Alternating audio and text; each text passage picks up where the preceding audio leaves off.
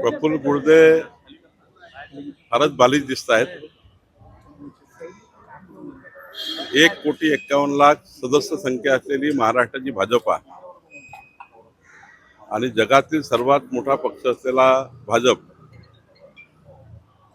प्रफुल्ल गुळदे सारखे अतिउत्साही हे जर आमचं शटर बंद करायला निघले, खरं तर हा फारच बालिशपणा आहे. नवनवीन अध्यक्ष झाल्यानंतर अतिउत्साह आहे, तुम्ही बोलले असतील, पण त्यांनाही माहित आहे की काँग्रेस पार्टीमध्येच एवढी गटबाजी आहे नागपूरमध्ये की त्यांच्याच गटातले लोक प्रफुल्ल गुळदेचं शटर बंद करतील. भाजप पार्टी विथ डिफरन्स म्हणतात, त्याचा आदर्श नमुना प्रत्येक नगरसेवकाने 13,000 स्वखर्चानं गोळा केले आणि मुंबईला चालले प्रशिक्षणासाठी. काय सांगाल? आमचे नागपूरचे सर्व नगरसेवक, जिल्ह्यातले सर्व नगरसेवक हे आपले स्वतःचे पैसे खर्च करून प्रशिक्षणाला चालले आहे.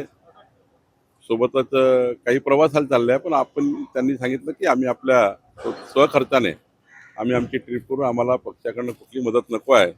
ही एक चांगली बाब नागपूरमध्ये एक आदर्श उदाहरण ठरलेलं आहे. महाविकास आघाडीमध्ये पोस्ट सध्या चर्चेत आहे.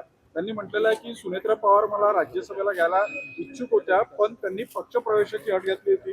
मी भाजपची सच्ची सेवक आहे, त्यामुळे मी त्याला नकार. मी कालही सांगितलं की नवनीत राणाजी या अत्यंत कष्टाळू आणि एक हिंदुत्ववादी नेते आहेत, कार्यकर्ते आहेत. देशामध्ये त्यांना मान्यता आहे, भारतीय जनता पार्टीमध्ये मान्यता आहे आणि त्यामुळं नेते म्हणून त्यांनी घेतलेली जी भूमिका आहे ती महत्वाची आणि ती अत्यंत चांगली भूमिका नवनीत राणाजींनी घेतली.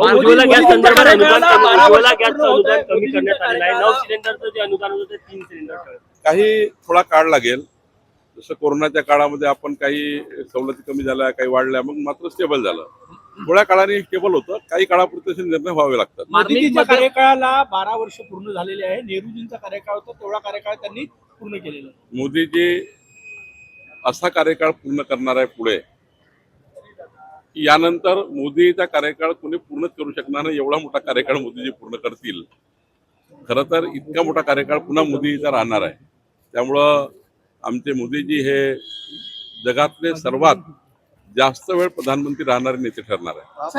ऑपरेशन मार्मिकमध्ये एक लेख आला, गिरीश फुटीरतावाद्यांचा मृत्यू झाला होता, त्यांना शहीद म्हटलं आहे. गिरीश महाजन काल अमृतसर मध्ये होते त्या कार्यक्रमात. ऑपरेशन बुस्टर याचा मला तपासावं लागेल, मी काही त्यामध्ये बघितलं नाही.